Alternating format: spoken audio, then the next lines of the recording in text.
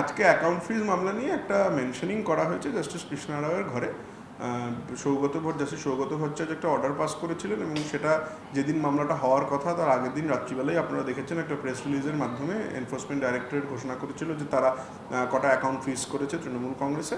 কিন্তু generally ED যে মামলাগুলোতে account freeze করে বা পিএমএলএতে ইন্টারভিন করে তার একটা বেসিক থাকার কথা যে একটা এক্সিস্টিং এফআইআর।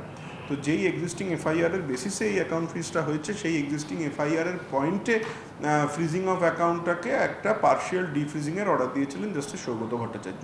তো সেই জন্য সেই পয়েন্টটাকেই অ্যাসেল করে যেহেতু জুরিসডিকশনাল কোর্ট হচ্ছেন এই মুহূর্তে জাস্টিস কৃষ্ণা রাও, তার ঘরে একটি মামলা দায়ের করা হয়েছে। সামনের সপ্তাহে মামলার শুনানি হবে এবং সেখানে আমরা জাস্টিস সৌগত ভট্টাচার্য অর্ডারটাও দেখাবো এবং বাকি যা আইনি বক্তব্য আছে সেটা রাখা হবে। ডিসাইড করবেন court what's next course of action. মুখ্যমন্ত্রী শুভেন্দু অধিকারী, বিরোধী দলনেতা ঋতব্রত বন্দ্যোপাধ্যায় যে রকমভাবে পশ্চিমবাংলায় একটি রাজনৈতিক পরিকাঠামো তৈরি করছেন, সেই পরিকাঠামোর মধ্যে দিয়ে রাজনৈতিক দলেদের আন্দোলন করার জন্য, ট্রেডিশনাল প্রোগ্রাম করার জন্য আদালতে আসতে হবে, এটাই স্বাভাবিক। দেখুন, সেই কন্টেম্প্ট অফ কোর্টের মামলা এখনও অ্যাডমিশন স্টেজে আছে। রিট পিটিশন সেই ম্যাটারে এফিডেভিটে ডিরেকশন দেওয়া হয়েছে।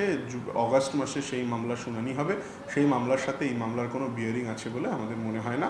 সেই মামলা একটা আলাদা পার্সপেক্টিভে আর্গুমেন্ট হবে। সেই মামলায় ব্যক্তি পার্টি আছেন, পার্টি নেই। সেই জন্য সেই মামলায় কি হবে কি না হবে সেটা যখন সেই মামলা টেক আপ করা হবে অগাস্ট মাসে তখনই দেখা যাবে। দুটোর মধ্যে কোনো কানেকশন আছে বলে আপাতত আমরা মনে করছি না।